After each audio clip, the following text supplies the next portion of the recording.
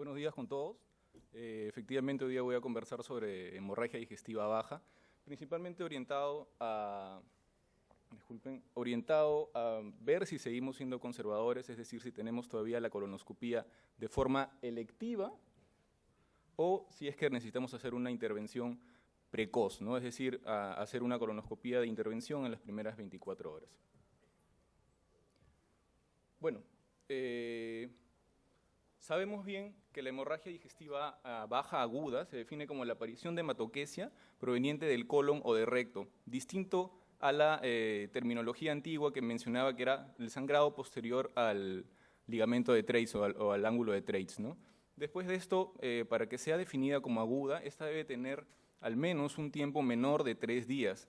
Es conocido que es el 20% de hemorragias digestivas, el otro 80% está dado por la hemorragia digestiva alta, y entre ellas hay un 5% donde se puede determinar que es una hemorragia digestiva de intestino medio. Sabemos que el 80% de los casos va a ceder de manera espontánea, pero hay un 20% de aquellos en que va a requerir una intervención endoscópica, sobre todo los casos más severos que los vamos a ver más adelante. De todas maneras, la comparación entre mortalidad por hemorragia digestiva alta y baja, pues vemos que la hemorragia digestiva baja tiene una mortalidad mucho menor, que oscila entre 2 y 4%. Bueno, en cuanto a la evaluación inicial del paciente, es importantísimo hacer una buena anamnesis e historia clínica, ver datos como la edad del paciente, las comorbilidades del paciente, episodios previos de sangrado digestivo bajo en el paciente, episodios de polipectomía, síntomas constitucionales, vale decir pérdida de peso, evaluar anemia también, todo esto para tratar de orientar hacia cuál es la fuente del sangrado, ¿no? Una hemorragia digestiva de volumen considerable en un paciente sin dolor abdominal definitivamente orienta hacia una hemorragia diverticular en pacientes mayores. Pacientes con antecedente de insuficiencia renal o con valvulopatías puede orientar también a hemorragias de tipo angiodisplasia. Pacientes con síntomas constitucionales como pérdida de peso, definitivamente pues, hay que considerar en pacientes mayores neoplasias y de todas maneras en los pacientes con dolor abdominal y diarrea, pues las colitis de toda índole, ¿no? El examen físico tiene que ir muy dirigido, debe ser general, pero principalmente dirigirlo hacia las funciones vitales, ver si hay estabilidad o inestabilidad hemodinámica. Una palpación de abdomen es importante también, pero de todas maneras el tacto rectal es una de las cosas que siempre realizamos en la unidad de hemorragia digestiva, que es importantísimo, ¿no? Tratar de determinar, a veces nos mandan interconsultas con melena, hematoquesia y a la hora de la hora no es, entonces el mismo gastroenterólogo tiene que tratar de revisar eso y distinguir de dónde es que está viniendo el sangrado mediante esta evaluación. Además de esto, evaluar si es que hay patología anorrectal, fisuras anales, enfermedad hemorroidal también son fuentes de sangrado, digestivo bajo también considerado, pero de mucha menor cuantía y que probablemente no requieran una intervención de emergencia. La evaluación laboratorial importantísima, el hemograma, ver cómo está la hemoglobina del paciente, las plaquetas del paciente, grupo sanguíneo y el perfil de coagulación. La relación BUN-creatinina, urea-creatinina también tiene que ser sacada, por eso es que estos pacientes no es en vano que se pide de estos marcadores bioquímicos. Tener en cuenta también que los fármacos utilizados por el paciente deben ser mencionados. AINES y aspirina son de alto riesgo para generar sangrado de pacientes con divertículos. Los antiagregantes plaquetarios y además los anticoagulantes como los nuevos o en todo caso como los antiguos, como arínicos, como warfarina.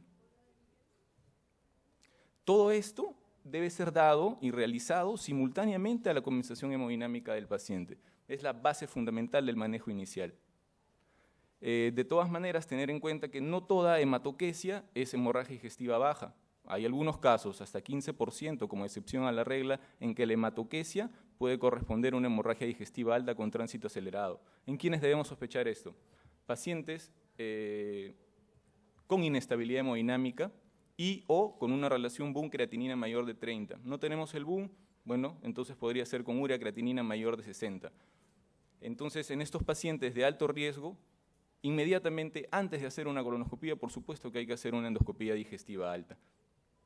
Parece incluso más realizable hacer una endoscopía digestiva alta que colocarles una sonda, ¿no? De repente perdemos a veces un poquito el tiempo ahí, hacemos una endoscopía si tenemos a la mano la unidad de hemorragia. Este punto es importante, son los factores de riesgo para un desenlace adverso, vale decir mortalidad, cirugía, riesgo de transfusión o mayor transfusión de paquetes globulares. Entonces, dentro de estas, ha habido bastantes estudios. Ahí estoy colocando un poco el estudio de la doctora Straight, que es el más conocido en el año 2003. Asocia hipotensión y taquicardia, es decir, inestabilidad hemodinámica, hematoquesia persistente. Ella lo coloca como una hematoquesia que persiste durante las 4 primeras horas de la admisión del paciente, la edad mayor de 60 años, la creatinina, más de 1.7, anemia menos de 35 hematocrito y una condición clínica coexistente, significativa o inestable, ¿no? Vale decir cardiopulmonar, ICC, pacientes con ECOG, insuficiencia renal o cirrosis hepática. Entonces, todas estas condiciones hacen a un paciente de alto riesgo para una hemorragia digestiva severa. En estos pacientes de alto riesgo hay que considerar el manejo en una unidad de cuidados intensivos. Por tanto, estoy mostrando acá este estudio de Straight, como les repito, del año 2005, agrupa a estos pacientes. No hay pacientes de alto riesgo, es decir, de los factores de riesgo que mencioné, tenían más de 3 factores. Entonces se ve claramente que en este estudio de validación, a comparación con los pacientes con moderado y bajo riesgo, pues la tasa de cirugías es de un 7.7% con valores de P bastante significativos, igual que en la tasa de mortalidad 9.6%, la estancia hospitalaria prolongada 4.6% y además que requirieron mucho más soporte transfusional, es decir, alrededor de 3 paquetes globulares en comparación con los de bajo riesgo que tuvieron 0 y los de moderado riesgo 1 paquete globular con P significativas, ¿no? Continuando con el manejo inicial, es importante mencionarlo la resucitación con cristaloides, que es lo que más tenemos a la mano, y haciendo una analogía a la hemorragia digestiva alta, que ya lo mencionó Luis y Irene, el soporte transfusional debe ser de una estrategia restrictiva. Si bien es cierto, no hay estudios que lo validen en hemorragia digestiva baja, pero todas las guías lo mencionan como tal, ¿no? Es decir, dar paquete globular para llegar a un objetivo que sea mayor de 7 de hemoglobina, o en todo caso, en pacientes con enfermedad coronaria crónica o insuficiencia cardíaca que requieren más oxígeno tisular, pues el valor debería ser de 9, solo en estos pacientes. Hay que revertir la coagulopatía también antes de hacer una intervención endoscópica, solo en estos pacientes que tengan un INR mayor de 2.5 o en todo caso eso es previo a la endoscopía, pero si está con INR entre 1.5 y 2.5, pues estos pacientes deberían tener el soporte transfusional concomitantemente y de manera simultánea a la realización de la endoscopía. Sucede a veces que tenemos pacientes con 1.5 o 1.4 de INR y hay veces que hay que transfundirle. La verdad que esto no está escrito, hay que hacer la endoscopía o la colonoscopía en este caso en pacientes con INR menor de 1.5, ¿no? Hay que asegurar también las plaquetas más de 50.000 y en pacientes que hayan recibido transfusión masiva, que es definida como 3 paquetes globulares en 1 hora o más de 10 paquetes globulares en un día, hay que transfundir plaquetas y plasma fresco congelado en relación de 1:1:1. Esto básicamente por guías de trauma, ¿no? Las causas de HBV son ya ampliamente conocidas, siempre la diverticulosis adelante. De todas maneras, en estos estudios americanos consideran a la colitis isquémica como una causa también importante que se equipara con las angioectasias o angiodisplasias que regularmente eran consideradas en estudios previos como la segunda causa. Las neoplasias también están incluidas. ¿Qué cosa podemos encontrar nosotros acá en el Hospital de Regagliati? Enfermedad inflamatoria intestinal, colitis isquémica, proctitis por radiación, por la gran cantidad de pacientes oncológicos que hay, se encuentra mucho de esto y además hemos encontrado algunos casos aislados de lesiones de hielo o colopatía por AINES, ¿no?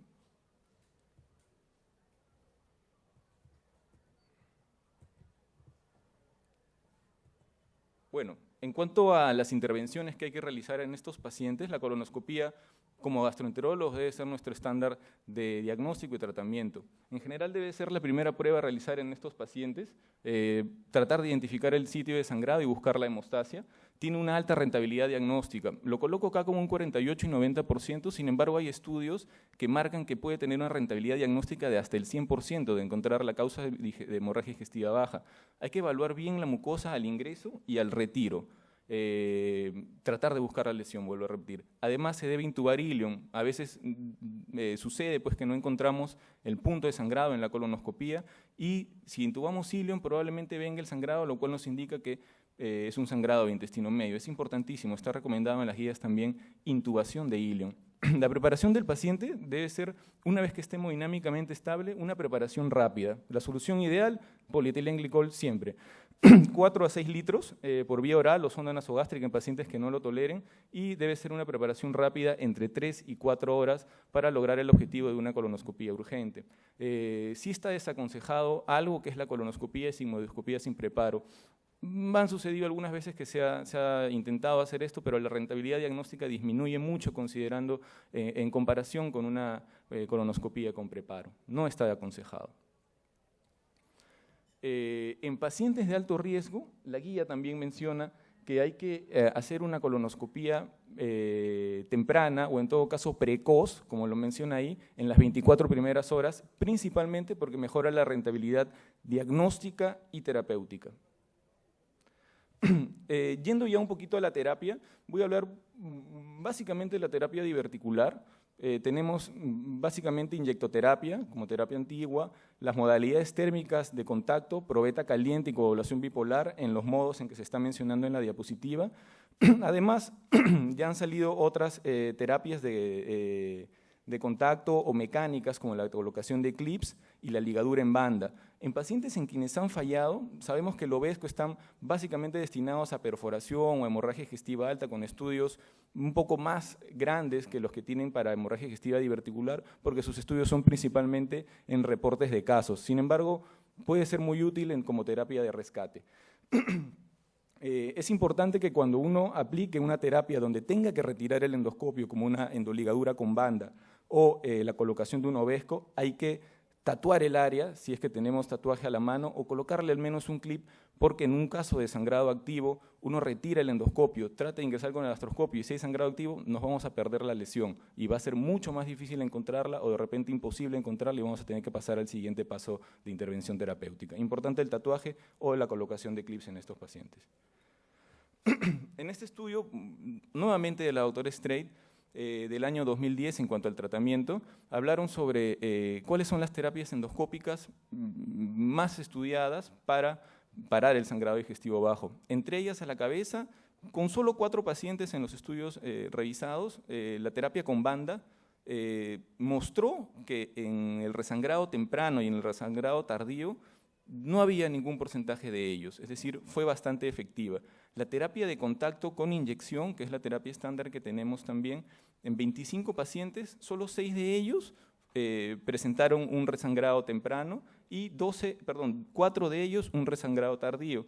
Y por otro lado, el endoclip como terapia prometedora, 71 pacientes estudiados en este trabajo, ninguno de ellos tuvo resangrado precoz, y solo 17%, es decir, 12, tuvieron un resangrado tardío que se considera después de la hospitalización. Entonces, se ven como más prometedoras la terapia con banda y el endoclip a comparación de la terapia endoscópica con coagulación térmica y con inyección, ¿no? Muy prometedor. No aparecen todavía estudios de obesco, como vuelvo a repetir, son reportes de caso. Bueno, acá estamos, voy a presentarles un video de la revista de Gastrointestinal Endoscopy en línea. Entonces, un video de ligadura en sangrado diverticular.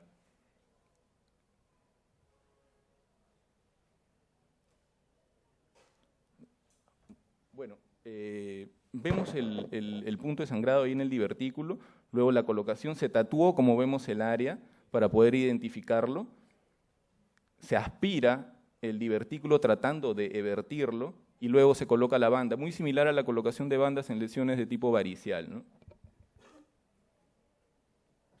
Después de esto, ahí está el área tatuada, se puede corroborar el vaso ahí y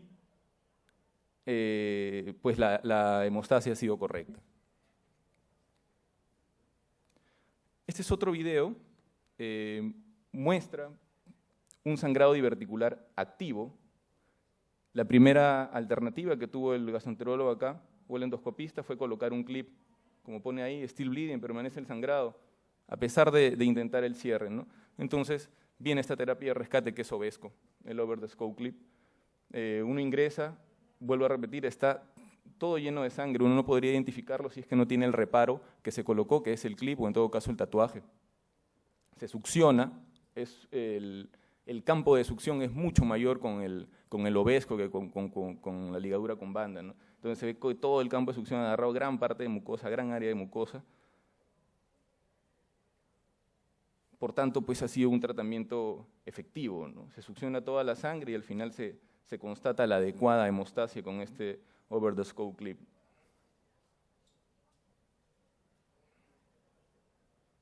Pues muy efectiva, ¿no? Muy efectiva. Por último, en cuanto a los videos, pues hay un par de cosas en cuanto a angiodisplasias. Vemos que entre la segunda y cuarta causa están estos de acá. Se ve una gran angiodisplasia acá en el colon derecho, es una angiodisplasia gigante. Cabe la duda ahí, estuve revisando el video, la verdad que uno siempre tiene las ganas como endoscopista de tratarla, ¿no?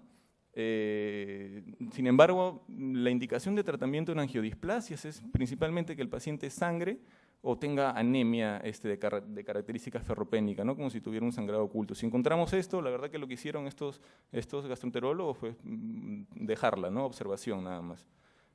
Importante recalcar que en este tipo de angiodisplasias más grandes de 10 milímetros, hay que inyectar idealmente una solución de adrenalina para tratar de generar un abón y después aplicarle terapia con argón plasma, ¿no? Como en este caso, una terapia a una angiodisplasia pequeña, pero que a veces puede sangrar si es que no se le da el toque adecuado de argón plasma, ¿no? Idealmente utilizar en un lado derecho un modo preciso, en un lado izquierdo un modo pulsátil, entre 20 y 60 watts de potencia y un flujo entre 1, 1.2 hasta 2.5 dependiendo de la orientación del colon para evitar riesgos de perforación.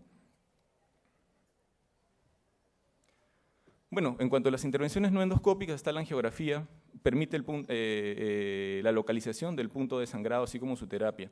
Todas las terapias no endoscópicas se tienen que dar en pacientes en que no fue posible hacerles una colonoscopía.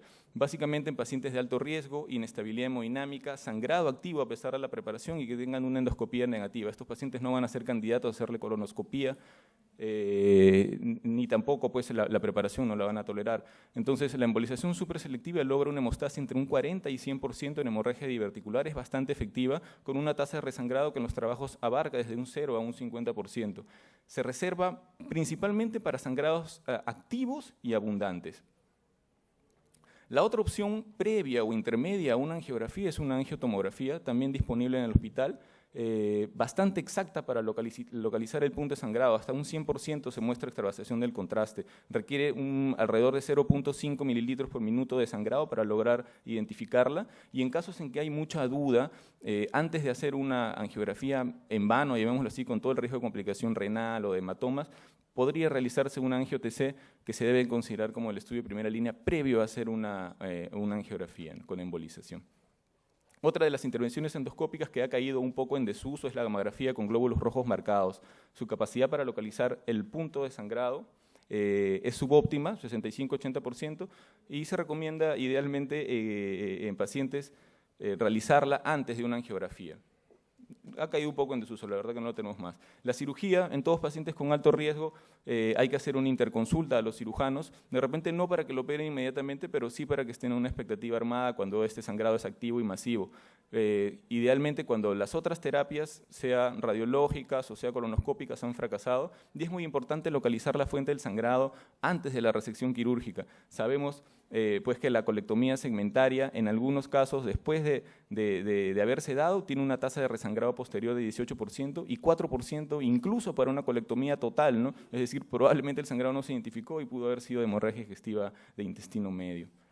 Entonces, yendo un poco a la pregunta de la exposición, al punto de la exposición, ¿hay que seguir siendo conservadores? Es decir, ¿seguimos haciendo colonoscopías selectivas o vale la pena nosotros como gastroenterólogos tener una intervención como colonoscopía urgente? ¿Qué es lo que dice la evidencia?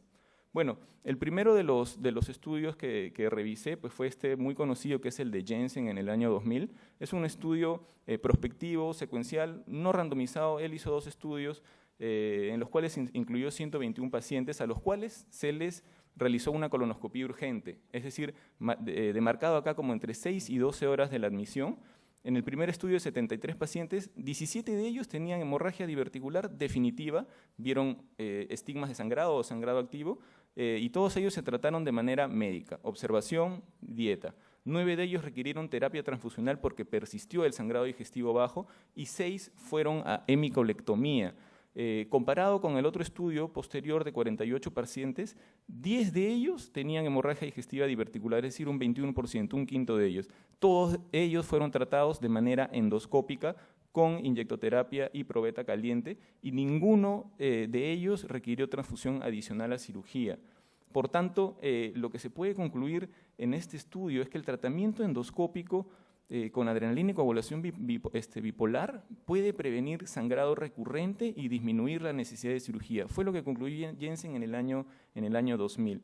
De todas maneras, hay algunas fallas metodológicas en este estudio que fueron posteriormente discutidas por estos dos estudios que voy a presentar, sobre todo porque este estudio de Straight buscaba evaluar si había algún impacto en el momento de la hemorragia digestiva al realizar la colonoscopía, en qué momento se realizaba y si tenía impacto en la estancia hospitalaria. Era un estudio retrospectivo de cortes, 144 pacientes, se realizaron colonoscopías entre menos de 12 horas, de 12 a 24 horas, de 24 a 48 horas e incluso más de 48 horas y se analizaron independientemente estos riesgos. La colonoscopía urgente, como conclusión, estuvo asociada a menor estancia hospitalaria con un hazard ratio de 2.02 y además esta mejoría en la estancia hospitalaria estuvo asociada a la mejora de la rentabilidad diagnóstica más que a la terapia. Entonces, si identificaba un paciente que no tenía ningún estigma, podía salir de alta rápidamente, ¿no? Estos dos estudios entonces tenían a su favor que sea una colonoscopía urgente. Sin embargo, eran estudios retrospectivos, no eran controlados randomizados. Y a partir del año 2005, ya con el doctor Green, hizo este estudio, que es un estudio prospectivo, randomizado y controlado, que comparaba 100 pacientes, dos brazos, 50 pacientes con endoscopía, con colonoscopía urgente y 50 con colonoscopía estándar, o en todo caso que se le hizo gamografía, posterior angiografía y colonoscopía expectante, es decir, si el sangrado se detuvo. La colonoscopía urgente determinada acá menor de 8 horas. ¿Qué concluyó? Pues que la colonoscopía urgente identificaba menores sitios de sangrado con más frecuencia que el manejo estándar, 42 versus 22%. Pero los outcomes o desenlaces primarios que había que evaluar, pues como el sangrado o resangrado temprano, resangrado tardío, la mortalidad, la estancia hospitalaria o el total de paquetes globulares y la cirugía, no tuvieron ninguna mejoría con la colonoscopía urgente. Entonces, como que rebotaba y rechazaba un poco la idea y conclusiones de los estudios previos. Salió otro estudio randomizado que comparaba directamente la colonoscopía electiva versus la urgente en pacientes hospitalizados con hemorragia digestiva baja severa, hematoquesia severa, con los factores de riesgo mencionados. 36 de ellos fueron una colonoscopía urgente, menos de 12 horas, y 36 fueron una colonoscopía electiva posterior a las 36 o 60 horas. Entonces, ¿qué fue lo que concluyeron en ese estudio? Que es randomizado, una mejor estrategia metodológica que los previos. Pues los pacientes, en ellos, la colonoscopía con esos outcomes que hemos mencionado no mostró evidencia de mejorar los resultados. 2 minutos, por favor. Doctor. No mostró evidencia de mejorar los resultados y desenlaces primarios ni disminuir los costos hospitalarios.